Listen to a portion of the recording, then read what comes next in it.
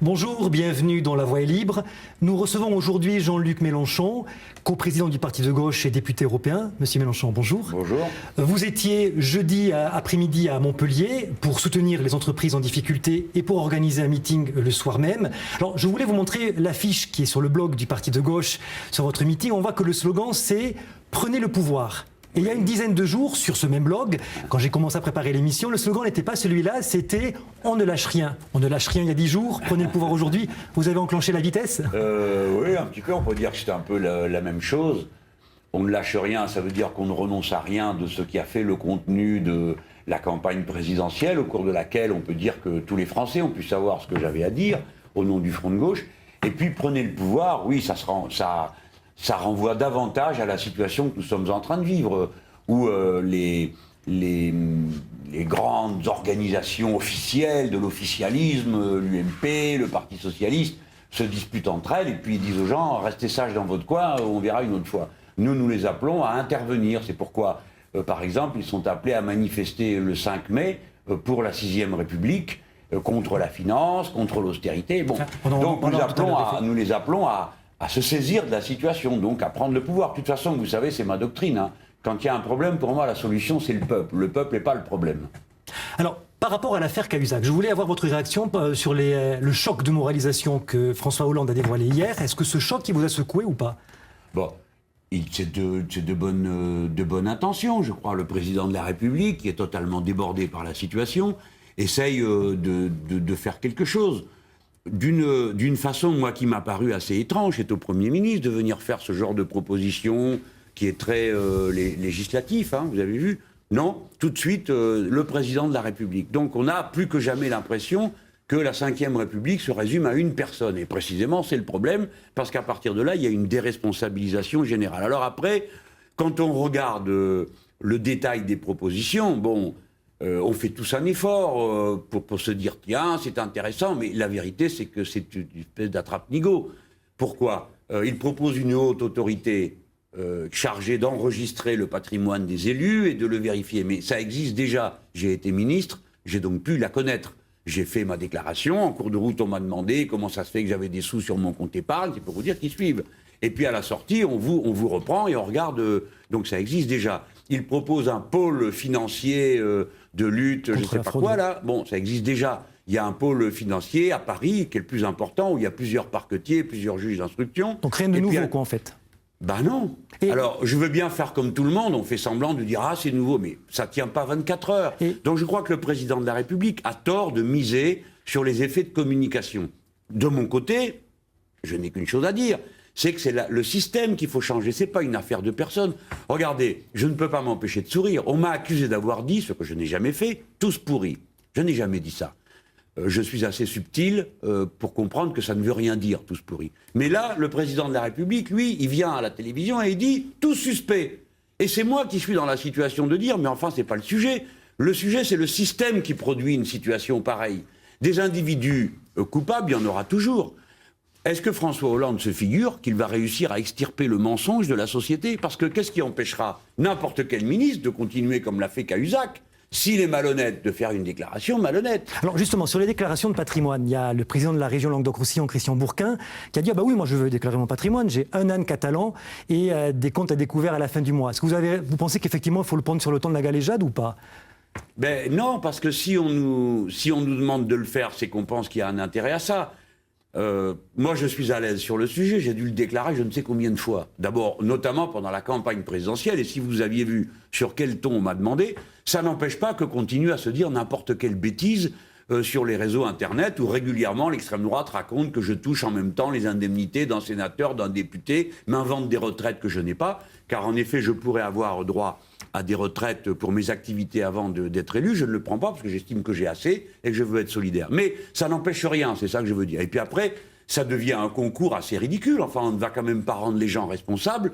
Moi, je suis propriétaire de mon appartement. J'ai le droit d'être fourmi, si vous êtes vous cigale. Mais moi, j'ai le droit d'être fourmi. Alors, si Bourquin vient et dit « Eh ben moi, j'ai juste un âne », ben ça le regarde. Mais où va-t-on comme ça ? Est-ce que nous allons devoir faire le concours de celui d'entre nous qui est le plus gros plouc ?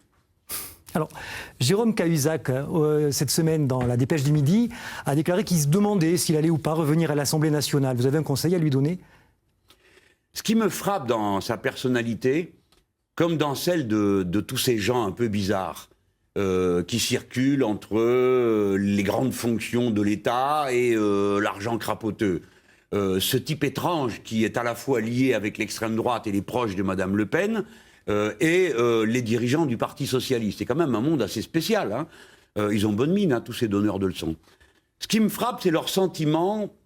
On a l'impression qu'ils ne se sentent coupables de rien, que tout ça leur paraît naturel, et je crois que ça leur paraît naturel. Donc Jérôme Cahuzac vit dans un autre monde, le monde où, par exemple, vit le trésorier de campagne de François Hollande, qui dit « Ah, mais avoir un compte dans un paradis fiscal, c'est pas un crime ».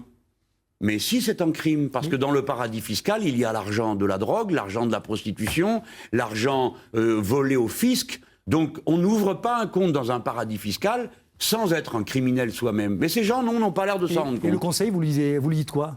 Non, mais je n'ai pas de conseil à lui donner, je le méprise de tout mon cœur. Je ne peux oublier le ton arrogant sur lequel il s'est adressé à moi dans cette émission où il mentait comme le menteur qu'il est. Je n'ai pas de conseil à lui donner.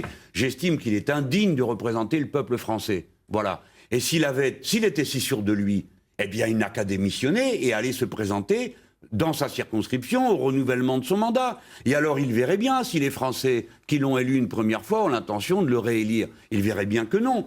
J'estime que c'est une attitude extrêmement provocatrice. Mais je vais vous dire pourquoi je crois qu'il se sent si fort. C'est qu'il commence déjà à jouer une petite musique que mon oreille exercée ne saurait ne pas entendre. Il a commencé à dire « Je me sens un peu seul à payer ». Alors, je pense que c'est un message subliminal qu'il envoie à tous ceux qui se sont fait mettre des cheveux payés au noir, comme l'a dit M. Morin. Et en quelque sorte, il va pratiquer ce que ces gens-là appellent la mouillette. Et je pense qu'il les menace. D'accord. Et quand il dit qu'il est obligé de changer de domicile tous les 2 jours, voire de dormir dans sa voiture, ça vous arrache des larmes de crocodile? Il y a des gens qui n'ont pas de domicile du tout, mais qui, eux, n'ont pas de compte en Suisse ni à Singapour. Et il y a beaucoup de gens qui n'ont pas de domicile, et en partie à cause de la politique qu'il a appliquée du temps où il était ministre du budget. Et lorsque les gens sont dans la rue, ils ne reçoivent pas d'assistance de travailleurs sociaux parce que leurs postes ont été supprimés du fait de la politique pourrie qu'a appliquée ce monsieur. Alors, je voudrais qu'on parle des entreprises de la région et d'une entreprise qui fait l'actualité depuis pas mal de mois. Il s'agit de Pilpa, que vous connaissez, qui est à Carcassonne. Oui. Alors, pour ceux qui ne connaissent pas Pilpa, c'est une entreprise qui fabrique des crèmes glacées, qui marche bien, qui a été rachetée il y a 1 an par un fonds d'investissement américain, lequel fonds, il y a 6 mois, a dit « ben non ». C'est pas assez compétitif, donc on ferme l'entreprise. Alors, avant d'en discuter tous les deux, je voudrais qu'on revoie le reportage qui avait été fait le 5 juillet dernier, au moment où les salariés ont appris que l'entreprise allait fermer. C'est un reportage de Jean-Pierre Laval et de Frédéric Guibal. Machine arrêtée et production stoppée en quelques minutes ce matin, les 127 salariés de l'usine de crème glacée Pilpa ont débrayé, quittant les ateliers à l'annonce de la fermeture du site de Carcassonne. Rassemblés devant les bureaux de la direction, les ouvriers expriment leur écœurement. On nous prend pour des pions, on est des numéros, tout simplement. Après avoir quand même fourni un effort considérable pendant des années, à chaque fois qu'on nous le demandait, et bien là, maintenant, ça fait très mal, quoi. Créée sous forme coopérative en 1972, l'entreprise produisait 23 millions de litres de glace par an. Elle avait été revendue plusieurs fois avant d'être rachetée en 2011 par la multinationale R&R Ice Cream. Depuis que nous avons été vendus par Maison Boncolac à R&R, on avait bien le sentiment qu'on allait vers là. On sentait qu'ils nous prenaient les productions pour les envoyer dans les autres usines du groupe. Donc on le dénonçait et on voyait venir, mais pas aussi vite. Selon la direction, c'est la baisse des ventes de crème glacée en grande surface qui explique la fermeture de l'usine de Carcassonne. J'ai pris cette décision avec le président du groupe, compte tenu de la situation que nous connaissons, avec une baisse de chiffre d'affaires de plus de 14% depuis 3 ans et une évolution sur la même tendance en 2012. Les discussions autour du plan social doivent commencer la semaine prochaine. La direction proposerait 21 postes en reclassement, dont 13 dans l'usine polonaise du groupe. Alors, Monsieur Mélenchon, quand vous voyez cette entreprise-là, vous réagissez comment? D'abord, je comprends ce qui se passe. Le groupe qui a racheté Pilpa est un groupe qui a voulu prendre les licences et prendre la marque et le carnet de commandes. C'est assez banal. Donc ils viennent, ils font des jolis sourires, ils prennent l'entreprise, et puis ensuite, une fois qu'ils l'ont dépouillé de tout, ils licencient le personnel et ils vendent le terrain et les murs où il se trouve qu'ils réalisent une plus-value immobilière souvent considérable. Donc c'est ça leur but. Le reste, ce sont des histoires. La baisse des ventes des glaces et tout ça, ce sont des histoires. Même si on pourrait faire remarquer à ces patrons que s'ils veulent que les gens achètent des glaces, il est bon que les parents aient des bons salaires. Parce que c'est à ce moment-là qu'on offre le plus facilement des glaces à ses enfants et à soi-même. Donc là, que faut-il faire? J'appelle à ce que les collectivités locales viennent aider dans une guerre de mouvement les travailleurs de l'entreprise. Comment peuvent-elles faire? J'espère qu'elles y ont pensé. Eh bien, il faut préempter l'achat du terrain et des murs. Car à ce moment-là, l'entreprise, les dirigeants anglo-saxons sont coincés. C'est pas le cas Ils ne pour peuvent l'instant. pas réaliser. Eh bien, j'invite les élus du Front de gauche, je suis sûr qu'ils y ont pensé et qu'ils sont en train de le faire, à intervenir dans leurs assemblées respectives, le conseil régional, le conseil général, pourquoi pas la municipalité, les municipalités autour, pour que cette manœuvre se mette en mouvement. Et ensuite, j'adjure Benoît Hamon, cette fois-ci, de se dépêcher. Parce que s'il ne dépose pas sa loi qui donne les moyens aux travailleurs de faire préemption du site, comment voulez-vous que les travailleurs de Pilpa, qui ont décidé de présenter un projet de coopérative, fassent valoir leur capacité à produire eux-mêmes? Et vous savez, c'est très intéressant. Combien d'années avons-nous entendu dire que les travailleurs vivaient dans le confort, l'irresponsabilité, blablabla, blablabla. Eh bien, les voilà qui disent, nous sommes prêts, nous, à prendre la direction de l'entreprise sous la forme d'une coopérative. Alors, le préfet a l'air plutôt frileux sur ce coup-là, en disant que c'est quand même un peu une utopie, les sociétés coopératives. Le préfet est prié de s'occuper des affaires qui concernent le préfet. C'est-à-dire que ce n'est pas à lui de porter des appréciations sur le niveau moral et intellectuel des travailleurs. Mais une coopérative ouvrière, est-ce que ça peut marcher facilement? Il faut quand même être formé pour ça. On ne se décrète pas chef d'entreprise. C'est toujours la même histoire. Les travailleurs sont trop bêtes, peut-être. Ils sont assez malins pour produire de la glace, mais ils ne sont peut-être pas assez... Mais pour qui nous prend-on? Nous ne sommes pas des animaux. Nous avons des conseils, nous avons des avocats, nous avons des gestionnaires. Nous savons faire tout ça. Et il y a des coopératives qui réussissent brillamment dans notre pays. Remarquez plutôt la tendance qui est prise dans les entreprises aujourd'hui, où les travailleurs souvent disent nous allons nous en occuper. Ça a été le cas à Goodyear, c'est le cas aussi chez les Fralib. Et à chaque fois, ce sont des projets sérieux, stables. Et pourquoi les travailleurs ne seraient-ils pas capables de gérer l'entreprise? Qui la connaît mieux qu'eux? Non, si le préfet a l'air frileux, je lui conseille de se couvrir très vite et de faire ce qui est son devoir, l'intérêt général du pays. Vous, au pouvoir, vous faites comment pour empêcher ce type de comportement de patron qui rachète une entreprise et puis qui ensuite la ferme très vite une fois qu'il a récupéré les licences? Il faut donner au comité... Alors, il y a bien des mesures. D'abord, il y en a une à prendre, c'est qu'il faut relancer la mécanique. Si vous voulez, là, on se dispute le fait que l'activité économique se contracte. Ça, c'est la politique d'austérité. Donc, il faut relancer cette affaire-là. Vous savez que cette thèse, au début, on m'a accusé de diviser la gauche, etc. Aujourd'hui, vous avez 3 ministres qui disent la même chose que moi. Donc déjà ça. Mais après, il faut donner des droits qui permettent aux travailleurs, mais là je reconnais qu'il peut y avoir une divergence, des droits aux travailleurs d'intervenir dans la gestion de l'entreprise. Et il y en a qui pensent que non, les travailleurs en sont incapables. Mais un comité d'entreprise doit avoir un droit de veto suspensif sur les grandes orientations qui concernent l'entreprise. Mais on me dit, oui, mais... En quelque sorte, les travailleurs géreraient sans tenir compte de toutes sortes de paramètres. Mais pourquoi? Les travailleurs sont les premiers à avoir besoin que leur entreprise se développe, qu'elle investisse. Et eux seront les premiers à dire, mettez l'argent plutôt dans l'investissement plutôt que dans les dividendes. Et empêcher des rachats par des fonds de pension ou des fonds d'investissement, c'est possible ou pas? Ça dépend dans quelles circonstances. Bien sûr que c'est possible. On peut changer le pouvoir de vote dans un conseil d'administration d'une entreprise suivant l'engagement que prend celui qui place son argent. Je vous explique. Si vous arrivez et que vous dites, voilà, je place mon argent dans cette entreprise pour 10 ans, alors votre pouvoir de vote sera, par exemple, de 1 voix par action. Je caricature, mais c'est pour qu'on comprenne. Mais si vous arrivez et vous me dites, écoutez, monsieur Mélenchon, moi j'en sais rien, peut-être que je m'en vais dans 6 mois, alors vous aurez 0 pouvoir de vote. Parce que nous comprenons que vous êtes là uniquement, ce qui peut se comprendre, pour avoir un certain retour sur investissement. Le retour sur investissement, aujourd'hui dans les entreprises, qui est exigé des travailleurs, est insupportable. Autrefois, on les traitait de sales capitalistes quand ils prenaient 3%. Maintenant, à 10%, ça ne leur suffit pas. Nous avons des grandes entreprises qui sont bradées alors qu'elles réalisent du 12% de retour. sur investissement. Il faut savoir être raisonnable. Il ne faut pas presser comme ça les travailleurs. Donc vous voyez, on a des moyens non pas d'interdire, d'empêcher, mais de nuancer les pouvoirs. Et à partir de là, que voulez-vous? S'il y a un investisseur qui voit que l'entreprise marche, mais on lui dit vous avez 0 pouvoir de décision dedans, c'est lui qui accepte d'être là. Il prend le bénéfice qui lui est annoncé et c'est tout. Vous voyez, on a plein de moyens techniques concrets. Tout à l'heure, vous me parliez des paradis fiscaux à propos de ce monsieur Cahuzac et des autres. Le président de la République, il dit on va publier la liste. Alors voilà bien une illusion de social-libéral. On va publier la liste des succursales qu'ont les banques dans les paradis fiscaux. Non, c'est pas ça qu'il faut faire. Il faut interdire aux banques françaises d'être présentes dans les paradis fiscaux. Vous voyez, à chaque fois, il faut trouver un angle concret pour régler les problèmes, pas des phrases. Alors ça nous amène à la manifestation du 5 mai. Comme on le voit à Midi Libre, titré en une, que Jean-Luc Mélenchon veut donner un coup de balai. Ça leur plaît, le coup de balai. Vous n'êtes pas venu avec le balai d'ailleurs. Alors ça veut dire quoi? Vous voulez renverser le pédalo et son capitaine? Je sais qu'il y a une grande tendance à personnaliser la vie politique, à la psychologiser. Moi, je propose de passer un coup de balai dans les institutions.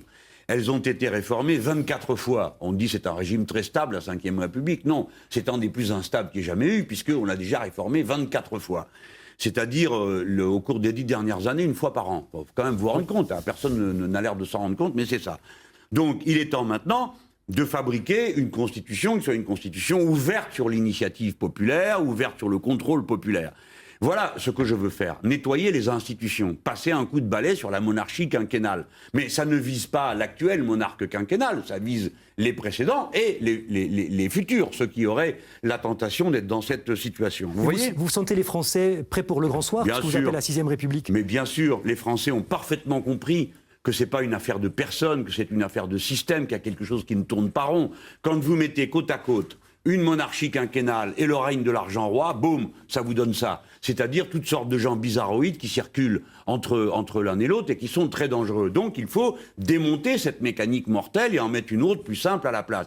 Moi, je vous la résume en 3 points. Les droits écologiques nouveaux de l'homme, qui doivent être... Nous sommes des Français, nous les Français, nous pensons l'universel. Donc là, ça veut dire changer la façon de produire et d'échanger. Deuxièmement, les droits des citoyens dans l'entreprise. C'est pas normal qu'on se retrouve comme un serf dès qu'on passe la porte de l'entreprise. Et surtout, changer les institutions politiques pour donner une capacité d'intervention au peuple. Parce que c'est ça, c'est son contrôle qui ferait vraiment peur. Je vous donne un exemple très concret. S'il y a plusieurs pays, plusieurs États, aux États-Unis d'Amérique, mais au Venezuela, en Équateur, qui ont inventé quelque chose que je trouve magique, qui s'appelle le référendum révocatoire. C'est-à-dire qu'à tout moment, X% d'électeurs, disons 10% d'électeurs, qui signent une feuille en mettant leur numéro de carte d'électeur, disent nous voulons qu'on organise un référendum pour, par exemple, pour faire partir le maire ou le président de la République. Et s'il y a la quantité voulue de signatures, le référendum a lieu. Et ce sont les électeurs qui tranchent. Vous voyez, comme ça, de cette façon, on arriverait à marier la stabilité institutionnelle et l'initiative populaire. Il n'y a pas de problème qui nous dépasse. Mais il ne faut pas être prétentieux. Il ne faut pas dire on a trouvé, ça y est, les institutions géniales. Hein, et de toute façon, ça va marcher du moment qu'on a un président de la République. Qu'est-ce que ça, vous avez vu ce que ça donne? Ce pauvre Hollande qui se débat tout seul au sommet de l'État, c'est comme s'il n'avait même plus de Premier ministre. Les ministres disent des choses n'importe quoi. L'irresponsabilité s'est répandue du fait de la concentration du pouvoir sur un personnage qui, quand il est affaibli, plus personne ne dirige rien. Alors je voudrais vous montrer le site de France 24 qui se faisait l'écho d'une phrase du député socialiste Olivier Faure qui disait « Jean-Luc Mélenchon est dangereux », grosso modo en disant que, en traitant tout le monde de tous pourris, vous étiez populiste. Oui, alors je n'ai pas compris où était l'injure dans populiste, parce que dans populiste, il y a le mot peuple. Alors qu'est-ce que ça veut dire ? Alors on me dit, une fois on s'est risqué à une définition, on m'a dit flatte les bas instincts du peuple. Mais alors si demander la 6ème République c'est flatter les bas instincts du peuple, je ne comprends plus rien à ce qu'on se dit. Non, les socialistes ont une technique, ils ne s'occupent plus de l'extrême droite, ils s'occupent à peine de la droite, ils y répondent à l'Assemblée. Ils veulent me diaboliser. Pourquoi ? Alors on m'impute des mots que je n'ai jamais prononcés, d'autres fois on donne des proportions absolument inouïes à des phrases banales. J'ai parlé de coups de balai. Je m'amusais d'avance de leur réaction. Alors ils ont fait 3 sauts périlleux arrière d'indignation. Jusqu'à ce que je leur montre que c'était le vocabulaire de Ségolène Royal et que je leur montre que, puisqu'ils me rappellent sans cesse les années 30 et la montée du fascisme, que le coup de balai, c'était leur slogan à eux, les socialistes, dans les années 30. Donc vous voyez, on fait d'un mot la grande affaire. C'est l'idée qu'il faut regarder. Ils me diabolisent. Pourquoi ? Parce que des millions de braves gens qui votent à gauche qui l'ont fait souvent, se disent mais finalement c'est Mélenchon qui avait raison, l'austérité amène à la catastrophe, le système monarchique c'est le désastre aussi. Alors on veut leur couper la route pour qu'on leur dise surtout n'allez pas voir Mélenchon. Je crois qu'ils préféreraient qu'ils votent Front National plutôt que Front de Gauche. Alors, je trouve ça désolant. Alors il y a le Parti Socialiste, mais il y a aussi des alliés à vous, ou des gens qui ont été vos alliés, qui vous tapent dessus à bras raccourcis. Je vous propose d'écouter ce que José Bové a dit dans la semaine vous concernant. C'était pas tendre. Jean-Luc Mélenchon a été élu au Parlement européen. Jean-Luc Mélenchon, aujourd'hui, veut dire qu'il faut donner un coup de balai. Mais quand on veut donner un coup de balai, il faut avoir les cuisses propres. Aujourd'hui, Jean-Luc Mélenchon n'est pas présent comme il le devrait au Parlement européen, à tel point que le jour où le Parlement a voté une résolution contre le Conseil qui avait mené un budget de rigueur européenne inacceptable, ce Parlement a refusé ce budget, mais Mélenchon n'était pas dans l'enceinte. Mélenchon a signé en revenant de Paris, mais n'a pas participé au vote. La moindre des choses, c'est que quand on veut faire la leçon aux autres, il faut d'abord se la faire à soi-même. Jean-Luc Mélenchon est le 732e député sur 754 en termes de présence. Quand on veut donner des leçons, c'est un petit peu insuffisant. Dans une situation comme ça, avant d'appeler à manifester, qu'on soit clair et qu'aujourd'hui, on assume son mandat que les citoyens ont donné. Il n'y a qu'un mot à dire à Jean-Luc Mélenchon, ya basta. Donc Jean-Luc Mélenchon, ya basta. Grosso modo, il vous reproche de ne pas être assez présent au Parlement européen. C'est ça. Alors, vous vous rendez compte vous-même en l'entendant, il prononce mon nom 10 fois, je suis devenu tout d'un coup l'homme à abattre pour lui. Ça me donne une grande tristesse, parce que quand lui était dans la lutte, j'ai toujours été à ses côtés. Quand il était jugé, j'étais dans la salle du tribunal. Quand il a été en prison, j'ai fait partie de ceux qui essayaient de lui donner du réconfort. Et là, tout d'un coup, je le vois sortir du bois pour venir me taper dessus et raconter n'importe quoi. Je pense que la jalousie rend bête et méchant. Parce que, voyez-vous, il met en cause d'une manière très grave. Il dit qu'il est présent d'une manière épisodique. Vous êtes présent ou pas? Mais 84% du temps, je suis présent cette année. Et depuis le début de la session, depuis le début que je suis élu, au total, 67% du temps, c'est la même proportion que Daniel Cohn-Bendit. Par contre, j'explique, vous m'entendez, tous mes votes. Je dispose d'un blog sur lequel je ne suis pas présent épisodiquement, moi plutôt que lui, où j'explique chacun de mes votes. Je ne m'occupe pas que des sujets qui m'intéressent moi, je m'occupe de tous les sujets, je donne à connaître à chaque électeur la possibilité de savoir ce qui se passe. J'ai fait des interventions en séance 16 fois plus nombreuses que lui. Mais je ne passe pas mon temps à me vanter, à me comparer et à dire « Monsieur Bové ne fiche rien », etc. C'est une manière tout à fait détestable de procéder. Ça me rend triste de voir ça. Pour vous, c'est de la jalousie? Il n'y a pas autre chose? Comment voulez-vous? C'est pas la chasse au Mélenchon est ouverte, quoi. Oui, pour eux tous, mais j'essaye à chaque fois de faire baisser la température. Vous avez vu, par exemple, les expressions qu'il utilise. Il dit quand on veut faire la leçon aux autres. Mais je ne fais pas la leçon aux autres. Je n'ai jamais dit tous pourris. Je n'ai jamais dit, comme il me l'a attribué dans un quotidien régional que j'ai lu, je n'ai jamais dit que les élus étaient tous corrompus. Jamais. C'est lui qui l'invente. Et il répond à cette phrase par une bêtise, une agression qui divise inutilement. Pourquoi utilise-t-il ces méthodes-là? Alors je dis, ça doit être la jalousie, parce que tout d'un coup, il se rend intéressant. Vous avez vu, on le fait venir à France Inter, pas pour parler des gaz de schiste, pas pour parler du nucléaire, pas pour parler de la rédification des sols, mais pour parler de Mélenchon. Alors il est content, on lui donne son sucre, et il jappe de bonheur en m'accablant de sarcasme. Moi, ça me rend triste, c'est de la division gratuite, de l'insulte absolument gratuite. Alors je propose qu'on tourne le plus vite possible la page. J'ai connu meilleur José Bové, celui-là est stupide. Je voudrais parler un petit peu avec vous des municipales et de la stratégie du parti de gauche pour les municipales. A priori, vous devriez partir séparément du Parti Socialiste, qui est un candidat du Front de gauche. Au premier tour, oui. Au premier tour, tout à fait. Pourquoi ne pas s'allier avec le Parti Socialiste? Parce que c'est une affaire de cohérence, me semble-t-il. Je ne dis pas qu'il faille en faire une règle absolue, le moindre village de France, bon.